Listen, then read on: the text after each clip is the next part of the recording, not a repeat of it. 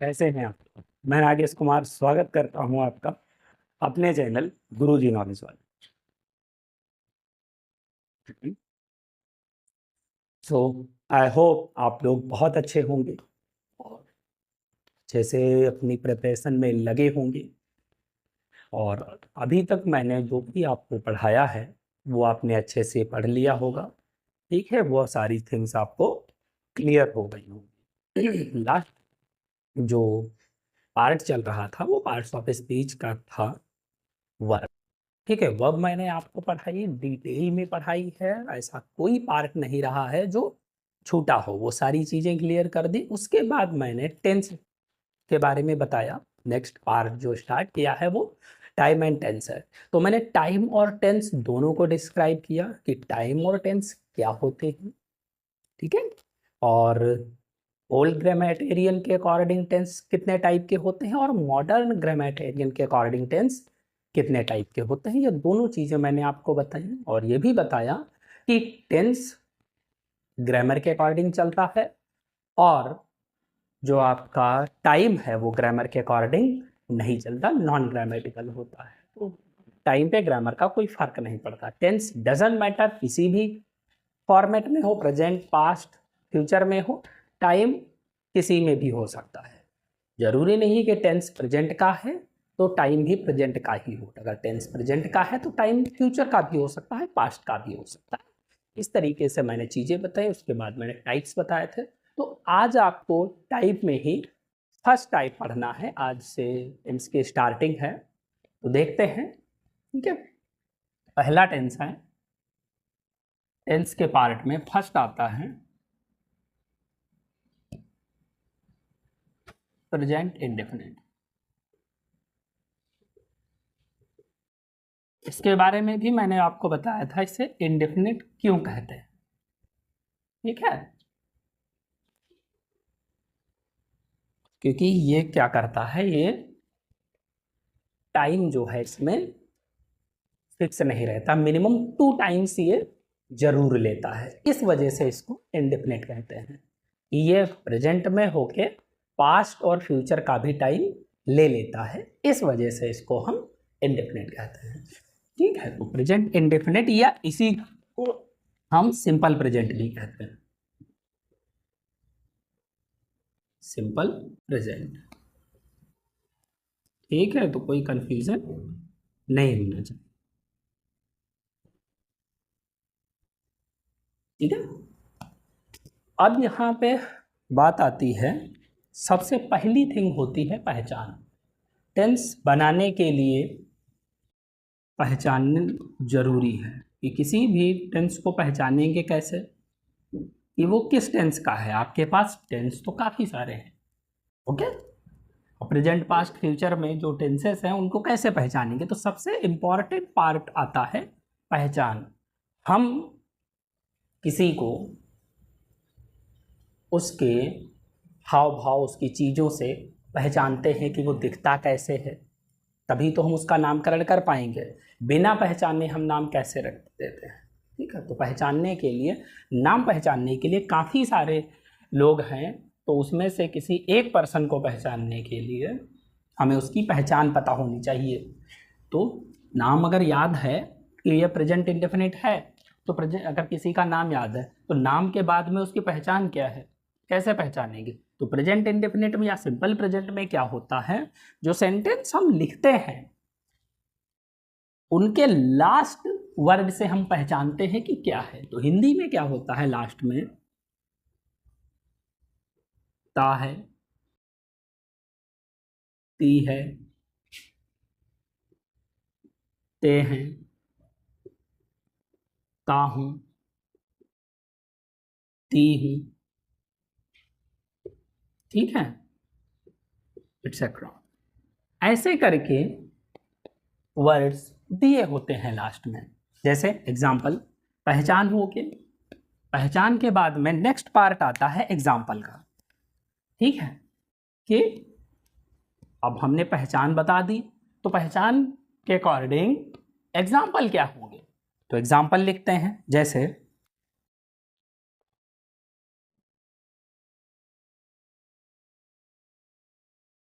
वह रोज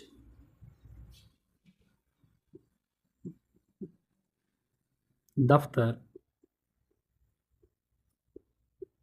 जाता है। ठीक है, ये क्या हो गया, एग्जाम्पल है। लास्ट में देखिए क्या लिखा है, ता है।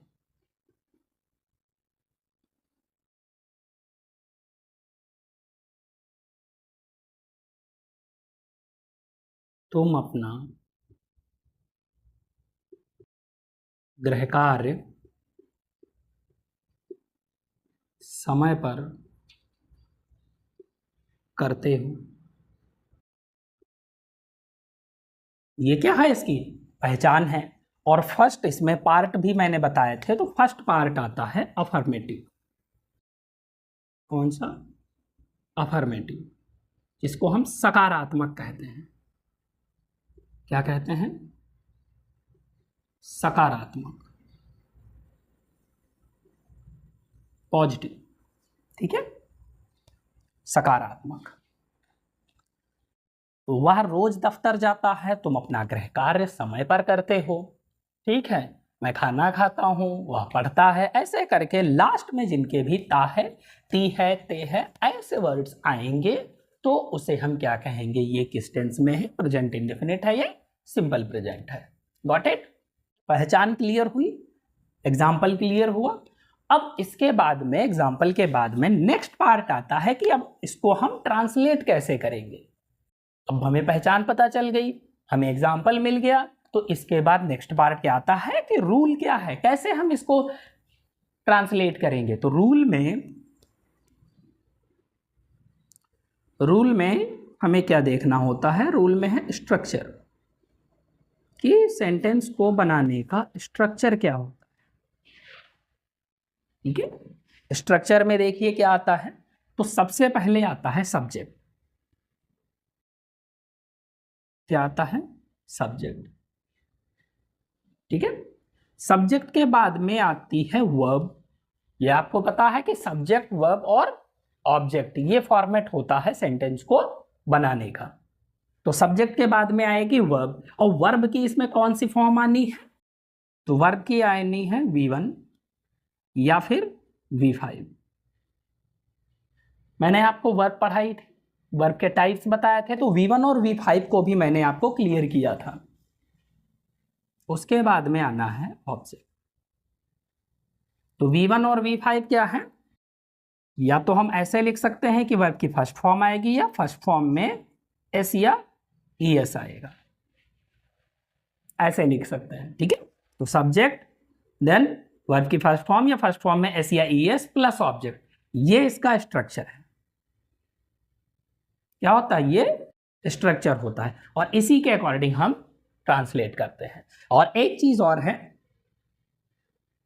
कि अगर V1 कहां पर आएगी और V5 कहां पर आएगी, तो अगर प्लूरल सब्जेक्ट है आपका, प्लूरल सब्जेक्ट है, तो आप सिर्फ V1 यूज करेंगे, यानी first form of the verb. और अगर सिंगुलर सब्जेक्ट है तो उसके साथ में आप V5 या वर्ब की फर्स्ट फॉर्म में S या ES लगाते हैं। चाहे आप V5 कहो इसको, चाहे वर्ब की फर्स्ट फॉर्म में S या ES कहो, एज यू विश, जैसे आप समझ सकते हैं उसको समझिए। इतना स्ट्रक्चर है। अब यहां से बनाते हैं। और स्ट्रक्चर में एक चीज और याद रखनी है कि प्लूरल सब्जेक्ट में I और U ये दोनों भी आते हैं। ठीक है, कि I और U इन दोनों को भी हम प्लूरल ही मानते हैं। मैं भी प्लूरल हूं और तुम भी प्लूरल हो, ये दोनों अपने आप को प्लूरल ही समझते हैं। ठीक है, तो यहां से बनाते हैं ही, वहां की इंग्लिश क्या है, ही। अब सब्जेक्ट आ गया, कौन जाता है, सब्जेक्ट बताया था कि कौन से आपको सब्जेक्ट मिलता है, कौन रोज दफ्तर जाता है, वह रोज दफ्तर जाता है, तो ये क्या हो गया, सब्जेक्ट हो गया। सब्जेक्ट के बाद में वर्ब। अब ये देखिए सिंगुलर है या प्लूरल है, ये सिंगुलर सब्जेक्ट है, तो वर्ब क्या है, जाता है। जाने की इंग्लिश होती है गो। और हमने क्या बताया कि अगर ये क्या है, सिंगुलर है, तो क्या V5 लगेगी या तो जैसे यस, तो ही गोज, अब कहाँ जाता है, ऑफिस, ही गोज टू द ऑफिस, ठीक है, रोज, daily, he goes to the office daily।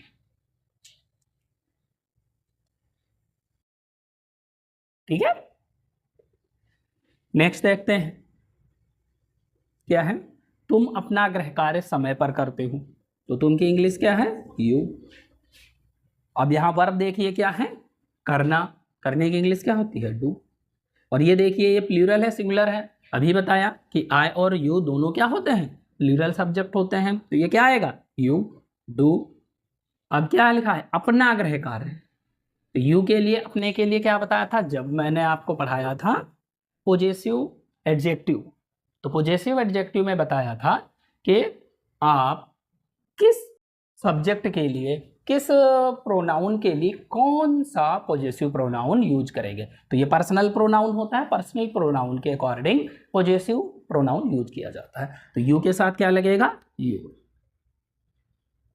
You do your, गृह कार्य क्या होता है, homework, you do your homework, समय पर यानी ऑन टाइम। आई होप ये समझ में आया होगा। तो ये अफर्मेटिव पार्ट है, सबसे पहले पहचान देखनी है, पहचान के बाद में एग्जाम्पल, और उसके बाद में देखना है उसका रूल यानी स्ट्रक्चर, कि स्ट्रक्चर क्या है, देन उसके बाद उसी स्ट्रक्चर के अकॉर्डिंग इसको फ्रेम कर देना है। Got it.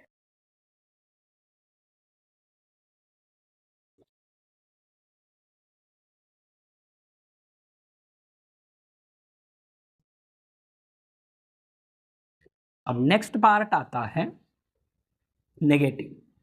अफर्मेटिव पढ़ लिया आपने, समझ में आया होगा, देन है नेगेटिव। नेगेटिव मीन्स नकारात्मक, क्या है, नकारात्मक, यानी ना वाले सेंटेंस। जैसे नेगेटिव में क्या होगा, एग्जांपल, जैसे वह गाना नहीं गाती है, हम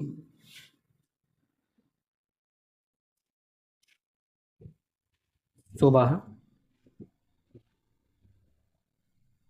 जल्दी नहीं उठते हैं। ठीक है, तो ये क्या हो गया, नेगेटिव हो गया। देखिए नेगेटिव मत का सेंस क्या दे रहा है, नहीं, नहीं, तो जहां पर नहीं आता है वो क्या होता है, नेगेटिव सेंस होता है। ठीक है, अब इसको ट्रांसलेट करते हैं, इसका स्ट्रक्चर क्या होगा, तो स्ट्रक्चर देखते हैं। सबसे पहले हमें सब्जेक्ट ही लिखना है, सब्जेक्ट के बाद में हेल्पिंग वर्ब आ जाएगी, सब्जेक्ट के बाद में क्या आएगा, helping verb, then main verb, और देन ऑब्जेक्ट। इसी को दूसरे फॉर्मेट में लिखेंगे तो क्या हो जाएगा, सब्जेक्ट प्लस हेल्पिंग वर्ब, इसमें क्या आएगी, डू या डज आएगी, प्लस मेन वर्ब यानी वर्ब की यहाँ पे फर्स्ट फॉर्म यूज होगी, प्लस ऑब्जेक्ट आएगा। ठीक है, तो ये जो है ये सभी टेंस में ऐसे यूज होता है, ये सब्जेक्ट है, फिर हेल्पिंग वर्ब, फिर मेन वर्ब, फिर ऑब्जेक्ट, इस तरीके से स्ट्रक्चर होता है। इसके लिए स्ट्रक्चर क्या होता है, सब्जेक्ट, हेल्पिंग वर्ब क्या है यहाँ पे, डू या डज है, प्लस वर्ब की फर्स्ट फॉर्म प्लस ऑब्जेक्ट। अब डू किसके साथ में आएगा, प्लूरल सब्जेक्ट, अगर प्लूरल सब्जेक्ट है तो इसके साथ में डू आएगा, यानी ये बन जाएगा डू नॉट। और अगर सिंगुलर सब्जेक्ट है, सिंगुलर सब्जेक्ट के साथ में क्या बन जाएगा, डज नॉट। ठीक है, इतना समझ में आया होगा, क्लियर। तो इसको बनाते हैं, क्या हो गया, वह गाना नहीं गाती है, सी। अब ये सिंगुलर है तो सिंगुलर के लिए क्या है, does not, she does not, oh not तो यहाँ पे लिखा ही नहीं, यहाँ पे नॉट आएगा, देन वर्ब की फर्स्ट फॉर्म और then object. Sorry for this, ठीक है। तो ये हो जाएगा does not, she does not, verb क्या है, गाना यानी sing, she does not sing a song, ठीक है। ये गाती वर्ब है और ये गाना नाउन है। She does not sing a song, यहाँ पे देखिए हम सुबह जल्दी नहीं उठते हैं, वी, फिर ये प्लूरल सब्जेक्ट है, वी मतलब हम, काफ़ी लोग हैं वैसे, और इसके साथ में प्लूरल के साथ में क्या लगेगा, do not, we do not, okay. अब क्या है, उठना वर्ब है, उठने की क्या होती है, गेट अप। अब जल्दी यानी early, we do not get up early in the morning,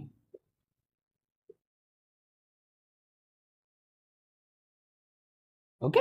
इस तरीके से हम नेगेटिव सेंटेंसेस को बनाते हैं। आई होप ये आपको समझ में आया होगा। आया? आगे देखिए, चाहे तो स्क्रीनशॉट ले सकते हैं, ठीक है।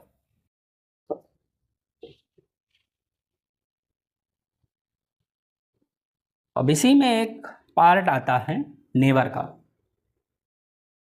नेवर मतलब कभी नहीं, ये भी नेगेटिव ही है। तो इसमें क्या होता है, इसको एग्जाम्पल के थ्रू समझेंगे कि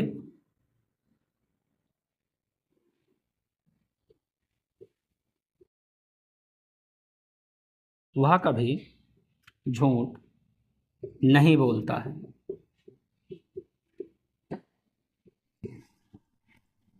ठीक है, या मैं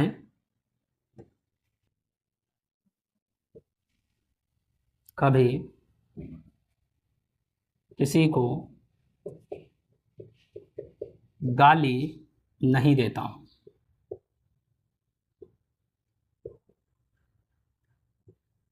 ठीक है। इस तरीके से तो यहां पर कुछ नहीं करना होता है। जो आपका पॉजिटिव का स्ट्रक्चर है, पॉजिटिव का स्ट्रक्चर क्या था, सब्जेक्ट प्लस V1 और V5 प्लस ऑब्जेक्ट, ये था। यहां क्या करना है, आपको सब्जेक्ट के जस्ट बाद में सिर्फ नेवर लगा देना है। ये सब्जेक्ट के जस्ट आफ्टर आता है, तुरंत बाद आता है, बाकी कुछ नहीं करना है, सब सेम रहेगा। तो सब्जेक्ट के तुरंत बाद नेवर लगा देंगे, बस बाकी सब सेम है। जैसे वह कभी झूठ नहीं बोलता, ही सब्जेक्ट के बाद क्या आएगा, नेवर। अब यहाँ वी कौन सी थी, V5 लगेगी, नेवर टेल्स अ लाई, ठीक है, सिंपल है। यहां पर भी देखिए, मैं कभी किसी को गाली नहीं देता हूं, तो आए सब्जेक्ट के बाद क्या लगेगा, नेवर। गाली देना क्या होता है, अब्यूज एनीवन,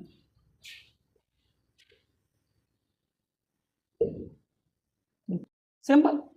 तो ये क्या होता है, सिर्फ सब्जेक्ट के जस्ट आफ्टर हमें नेवर लगा देना होता है। अगर यही आता है ऑलवेज यानी हमेशा, तो भी सब्जेक्ट के बाद ही लगता है।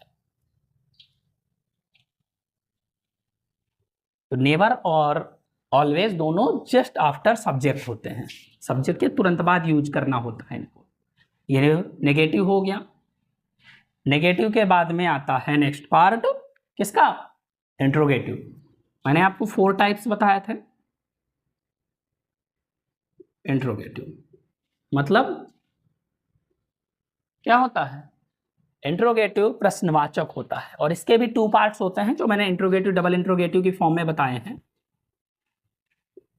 प्रश्नवाचक, तो इसके 2 टाइप्स हैं। ये फर्स्ट टाइप जो होता है इंट्रोगेटिव, इसको कहते हैं हम यस और नो टाइप। क्या कहते हैं, यस और नो टाइप, यानी इसका आंसर हम यस और नो में दे सकते हैं। कैसे, जस्ट एग्जाम्पल से अंडरस्टैंड करते हैं कि जो शुरुआत होती है हिंदी में, इन सेंटेंसेस की जो स्टार्टिंग होती है वो क्या वर्ड से होती है, किससे होती है, क्या से। जैसे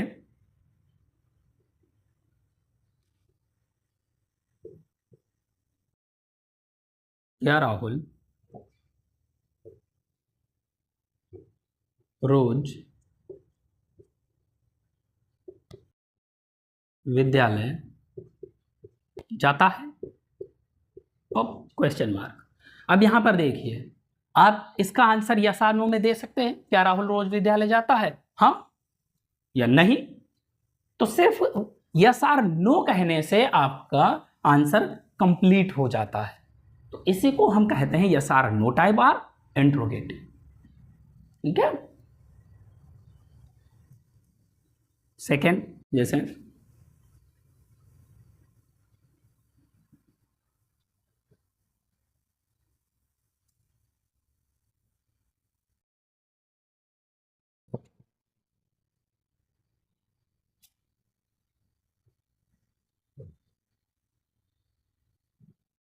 क्या धोबी कपड़े धोता है, ये भी यस और नो। तो इसमें क्या होता है कि हम किसी भी सेंटेंस का जो आंसर है वो यस और नो में दे सकते हैं। तो इसका स्ट्रक्चर क्या होगा, यहां पर जो हेल्पिंग वर्ब होती है वो पहले आ जाती है, यानी सिंपली डू और डज क्या होंगे, पहले आ जाएंगे।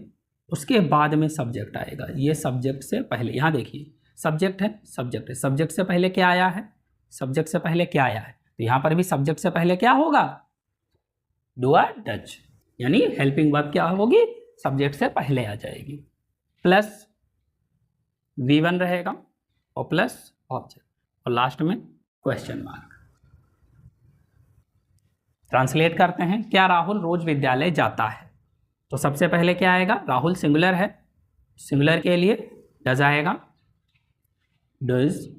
सब्जेक्ट क्या है, राहुल, डज राहुल। वर्ब क्या है, जाना, गो। ठीक, कहाँ जाता है, विद्यालय, go to school daily, question mark. Got it? Simply जैसे जैसे स्ट्रक्चर है सेम वैसे ही आपको ट्रांसलेट करना है, अदर कुछ नहीं करना। क्या वो कपड़े क्या धोबी कपड़े धोता है, तो यहां पर भी देखिए धोबी सिंगुलर है तो यहां पर भी डज लगेगा। धोबी की क्या होती है, वॉशरमैन, डज वॉशरमैन। अब धोने की क्या है, वॉश, क्या धोता है, कपड़े, वॉश दी क्लॉथ्स। ठीक है, ये हो, आई होप समझ में आया होगा। Got it? आगे देखिए, ये यस और नो टाइप हुआ। अब इसी में एक पार्ट जो होता है इसी का, इंट्रोगेटिव के साथ में, अगर इंट्रोगेटिव के साथ में अगर सेंटेंस नेगेटिव भी हो जाए, कैसा हो जाए, नेगेटिव, ये दोनों साथ में आ जाए, इंट्रोगेटिव नेगेटिव। कैसे, यानी अगर हम लिखें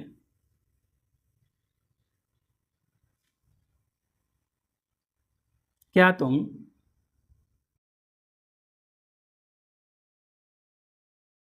अपने माता पिता का कहना नहीं मानते हो, कहना नहीं मानते हो। अब देखिए ये नहीं और ये क्या, ये इंट्रोगेटिव हो रहा है और साथ में नहीं भी आ रहा है, तो क्या हो गया, इंट्रोगेटिव नेगेटिव हो गया। Got it? तो इसको ट्रांसलेट कैसे करेंगे, तो यहां कुछ नहीं करना है, जो भी स्ट्रक्चर मैंने आपको बताया है उसमें सब्जेक्ट के बाद में नॉट लगा देना है। क्या करना है, स्ट्रक्चर मैंने क्या बताया, डू या डज प्लस सब्जेक्ट, और इसके बाद में आपको क्या यूज करना है, नॉट, यानी डू नॉट डज नॉट जो हो रहा था उसके बीच में सब्जेक्ट आ जाएगा, प्लस V1 प्लस ऑब्जेक्ट। बस इतना सा स्ट्रक्चर है इसका। ठीक है, तो सब्जेक्ट के just after we have to use not. तो इसको बनाते हैं, क्या हो जाएगा, तुम है तो आ जाएगा डू, फिर सब्जेक्ट यू, डू यू, अब उसके बाद क्या आएगा, नॉट, देन V1 क्या है, कहना मानना, ओबे, डू यू नॉट ओबे, अब ओबे हो गया। उसके बाद किसका कहना नहीं मानते, अपने पेरेंट्स का, to your parents.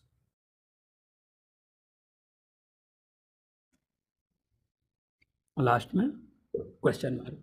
Do you not obey to your parents. I hope ये बात आपको समझ में आई होगी। क्लियर। अब इंट्रोगेटिव के बाद में इसी का एक पार्ट आता है डबल इंट्रोगेटिव। इंट्रोगेटिव का नेक्स्ट पार्ट क्या है? Double interrogative.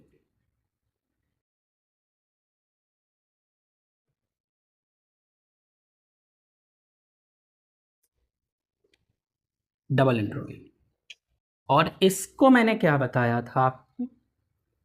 ये होता है WH टाइप,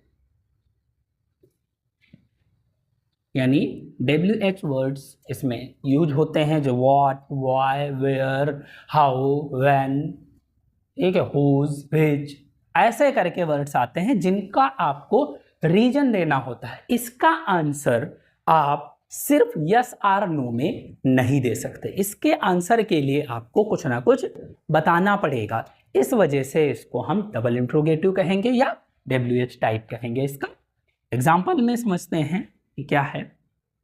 जैसे मान लिया तुम रोज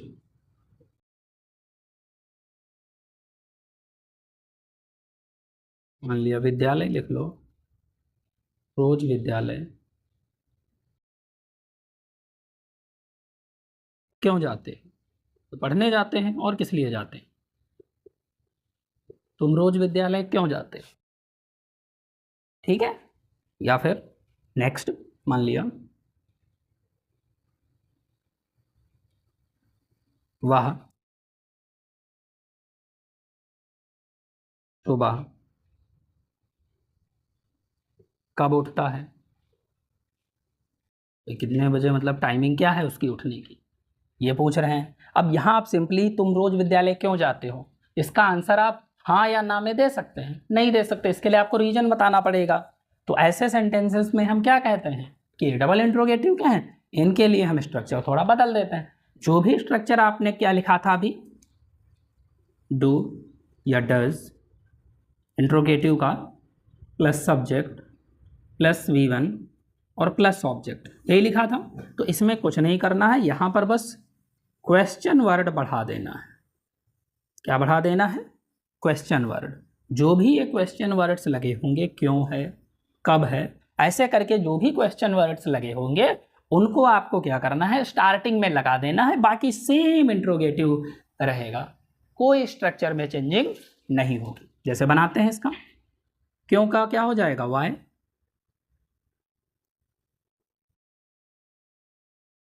वाई। उसके बाद डू या डज, तो तुम है तो क्या लगेगा, do, why do you. Verb क्या है, जाना, go to school, what do you go to school daily. ठीक है। यहां देखिए, वह सुबह कब उठता है, कब की इंग्लिश क्या होती है, व्हेन। वह है तो डज, ही, व्हेन सब्जेक्ट आ गया, वर्ब क्या है, उठना, get up. When does he get up, सुबह यानी इन द मॉर्निंग।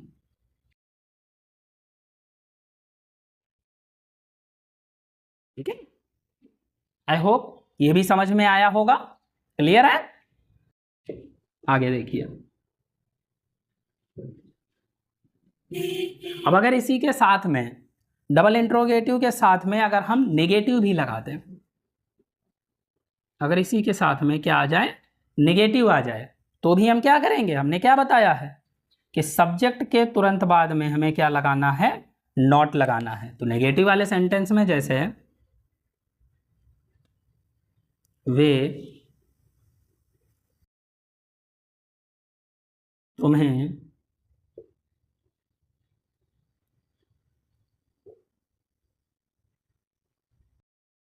घर पर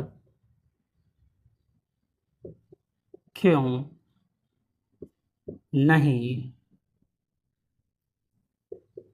बुलाते हैं? भाई कोई कांड किया होगा तभी नहीं बुला रहे हैं तुमको, कुछ तो होगा।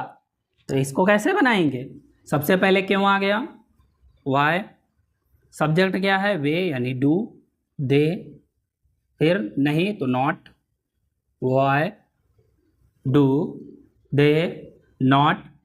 अब तुमको बुलाने की बात है, यानी इनवाइट नहीं करते, क्यों नहीं करते पता नहीं भाई, उनकी मर्जी।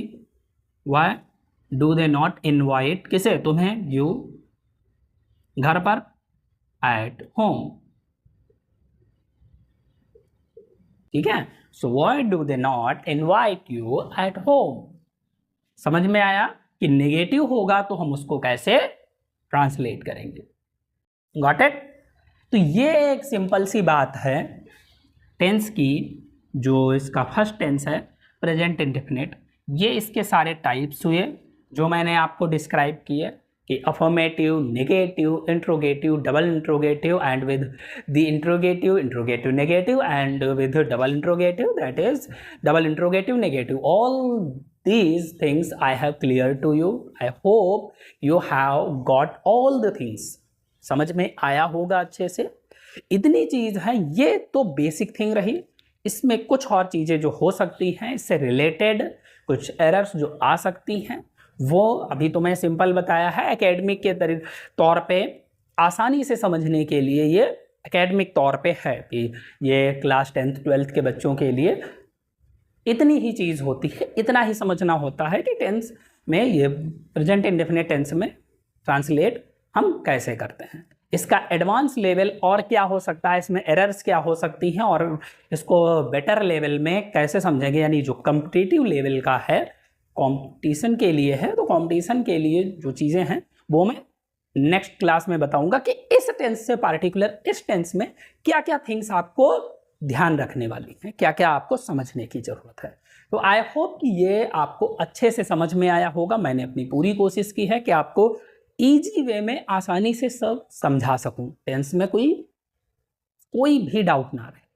सो प्लीज़ फ्रेंड्स, अगर आप मेरे चैनल पे नए हैं तो सब्सक्राइब करिए, शेयर करिए, लाइक करिए, और कोई भी दिक्कत है, क्लासेस कैसी लग रही हैं, कमेंट करिए। ठीक है, and if you want to contact to me, you can DM me directly on my Instagram profile और Facebook profile। डायरेक्ट मैसेज करिए, कोई भी दिक्कत है, कुछ भी अगर आपको लगता है नहीं समझ में आ रहा है, कोई पोर्शन नहीं समझ में आ रहा है, तो मुझे मैसेज करिए। ठीक है, so thank you friends, have a nice time.